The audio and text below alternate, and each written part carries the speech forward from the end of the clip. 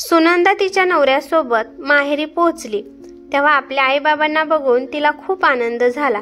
तिची बहीण सुद्धा किचनमध्ये जाऊन सर्वांसाठी चहा तयार करू लागली। जेव्हा चहा नाश्ता समोर आला तेव्हा विक्रांत तोंड वाकडे करत म्हणाला, अरे तुम्ही लोकांनी कांदे भजे बनवले आहेत का? मला तर समोसा खाऊ वाटत आहे। तुम्ही समोसा आणला असता तर खायला मज्जा आली असती। तेव्हा विक्रांतची सासू म्हणाली, काही हरकत नाही जावई बापू, पुढच्या वेळेला नाश्त्यामध्ये समोसा असेल। आता तुम्हाला जेवणामध्ये काय हवे ते सांगा। तेव्हा विक्रांत म्हणाला, सासूबाई आम्ही इथे 5 दिवस राहणार आहोत। या 5 दिवसामध्ये कोणतीही भाजी रिपीट व्हायला नको। ताटामध्ये प्रत्येक वेळेला कमीत कमी 3 भाज्या तरी हव्या। आणि सासरे बुवा मला काजू कतली नाही तर मोतीचूर लाडू खायला हवे आहेत। त्यामुळे तुम्ही लगेचच बाजारात जाऊन ते सगळे घेऊन या।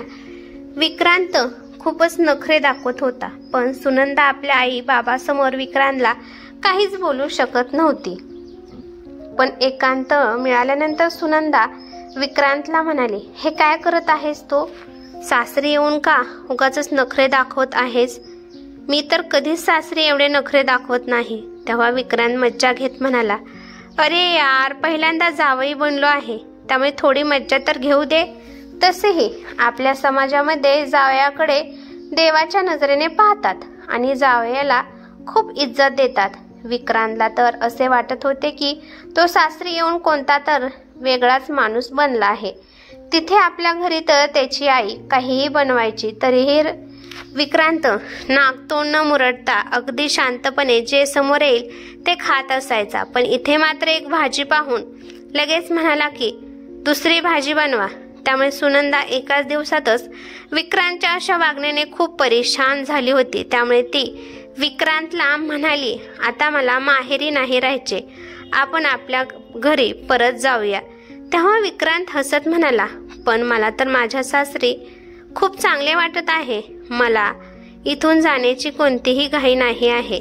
मी पहिल्यांदा असे पाहत असेल की कोणत्या तरी मुलीला आपल्या माहेरून सासरी जाण्याची एवढी घाई झाली आहे।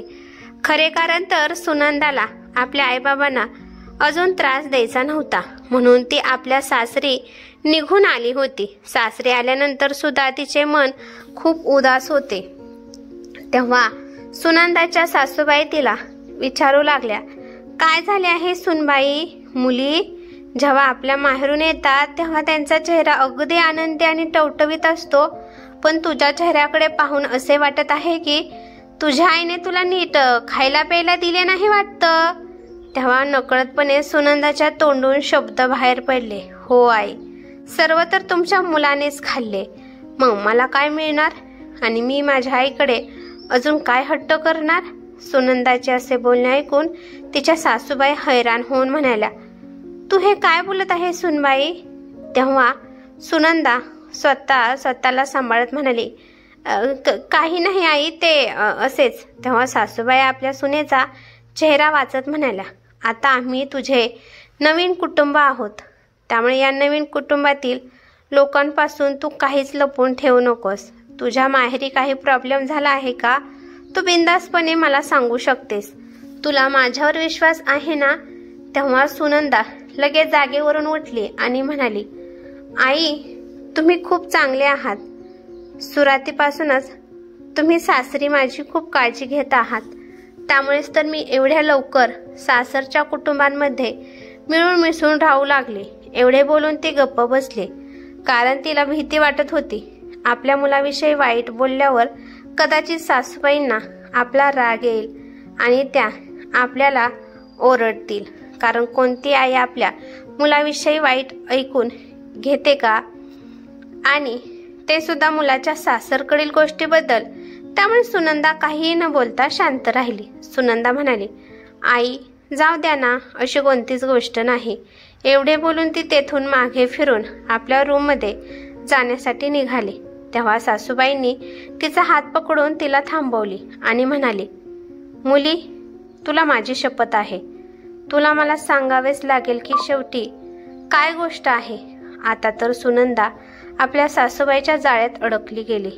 तेव्हा सुनंदा हळूच आपल्या सासूबाईच्या बाजूला बसली आणि मान खाली घालून म्हणाली, आई, ते काय आहे ना, विक्रांत माझ्या घरी गेल्यानंतर अगदी बदलून गेले होते. ते खाण्यापिण्याच्या गोष्टीमध्ये सुद्धा खूप नखरे दाखवत होते. बाबांना सुद्धा सारखे बाजारात पाठवून काही ना काही आणायला सांगत होते. आईने बनवलेल्या भाजीमध्ये काही ना काही कमी काढत होते आणि ते म्हणायचे की एकदा केलेली भाजी पुन्हा रिपीट व्हायला नको. आणि ताटात त्यांना 3-3 भाज्या हव्या होत्या. अजून माहीत नाही काय काय त्यांच्या मनात होतं. त्यांच्या सर्व मागण्यामुळे मी हैराण आणि परेशान झाली होती. म्हणूनच मी लवकर परत आली. आपल्या सासूबाईंना हे सर्व सांगत असताना सुनंदाच्या डोळ्यात पाणी आले.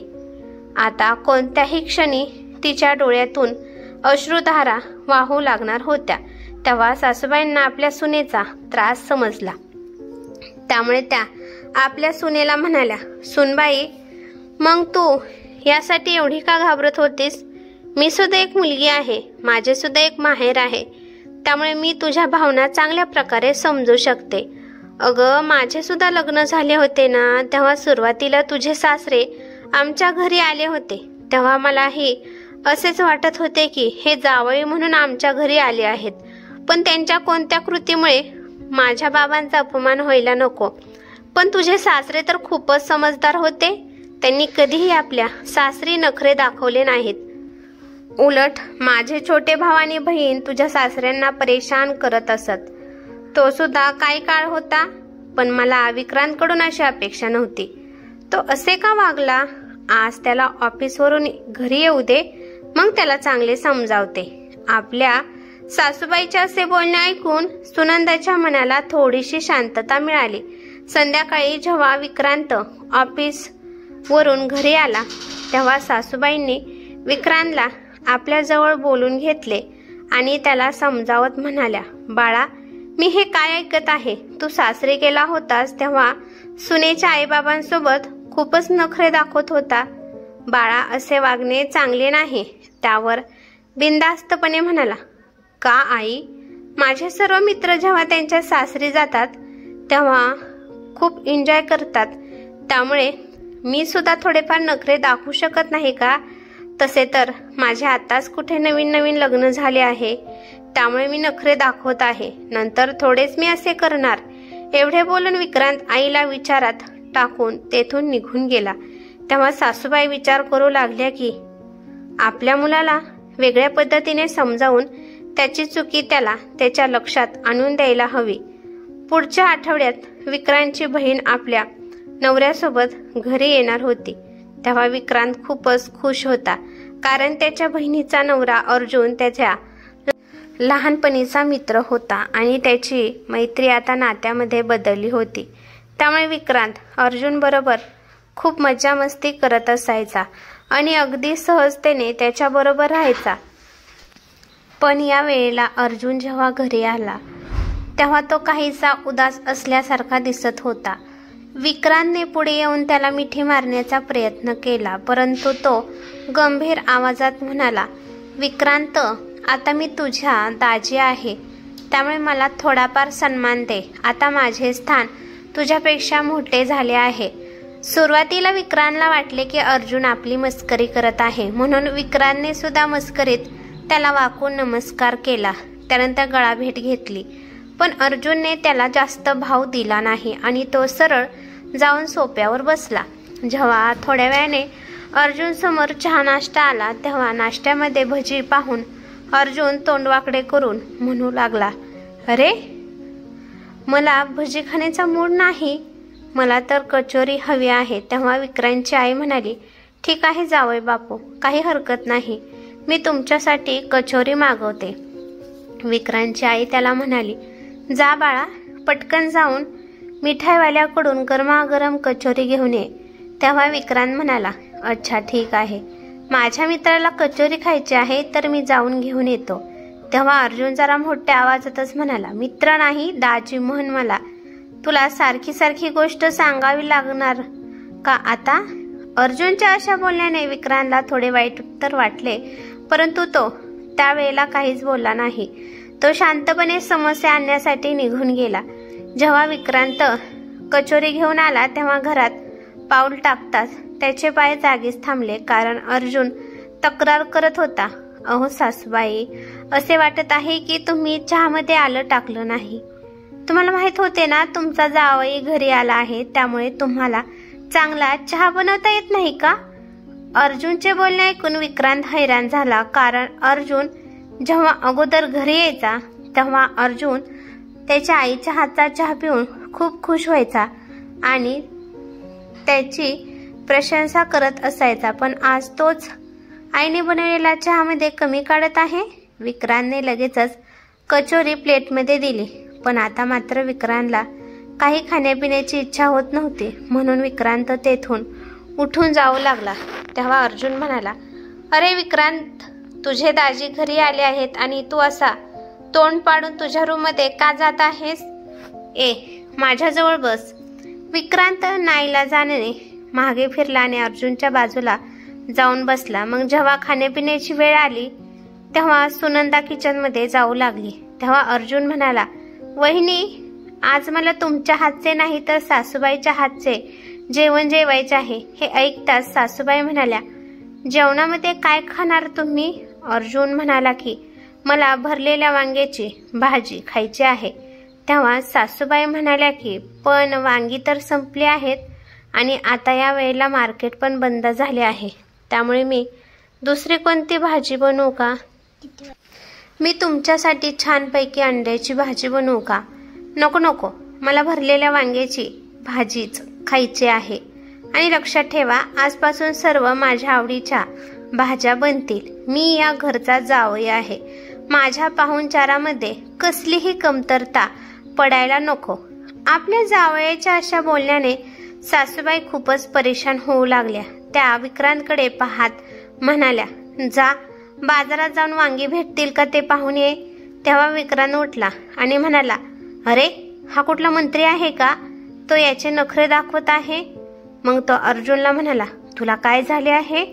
लग्नाच्या आधी सुद्धा तू या घरात यायचास जायचास, तू अनोळखी तर नाहीस, तरी सुद्धा तू एवढे नखरे का दाखवत आहेस? आता भाजी आणण्यासाठी बाजारात जाणार, मग त्यानंतर जेवण केव्हा बनेल? तसेही आईची तब्येत ठीक नसते, तिला औषधे सुद्धा घ्यावी लागतात. अशा परिस्थितीमध्ये तू तिला एवढा त्रास देत आहेस. गपचूप जे बनले आहे ते खा. तेव्हा अर्जुन रागात उठून उभा राहिला आणि म्हणाला, या घरात माझा अपमान झाला आहे. आता मी इथे कधीच येणार नाही. माझ्या बायकोला सुद्धा इथे पाठवणार नाही. मी या घरचा जावई आहे. माझा काही मान सन्मान आहे की नाही? जावयाबरोबर अशा प्रकारे बोलणे केले जाते? सासूबाई पटकन म्हणाल्या, अरे बाळा, वाईट वाटून घेऊ नकोस. याची तर बुद्धिभ्रष्ट झाली आहे. तेव्हा विक्रांत म्हणाला, नाही, माझी बुद्धिभ्रष्ट नाही झालेली नाही. अरे हा माझा बालपणीचा मित्र आहे. लग्न झाल्यावर बरोबर असे कोणते मोठे सोने यायला लागले, त्यामुळे हा एवढे नखरे दाखवत आहे. तेव्हा अर्जुन म्हणाला, मी नखरे दाखवत आहे आणि तू तुझ्या सासरी जाऊन काय करत होतास? मान्य आहे की ते लोक तुला लहानपणापासून ओळखत नव्हते. याचा अर्थ असा नाही ना की तू तुझ्या सासरी जाऊन तुझ्या सासू सासऱ्यांना परेशान करशील. तेव्हा तुझ्या बायकोच्या मनाला काय वाटले असेल याचा विचार केलास तू? आज तुला दिसत आहे की मी जावई होऊन मोठे नखरे दाखवत आहे. तू तरुण आहेस तरी सुद्धा तू लगेच परेशान झालास. पण तिकडे तुझ्या सासरी जाऊन तू तुझ्या सासऱ्यांना सतत बाजारात पाठवून परेशान करत होतास, तेव्हा तुला मज्जा येत होती. अर्जुनचे बोलणे ऐकून विक्रांत एकदम शांत झाला.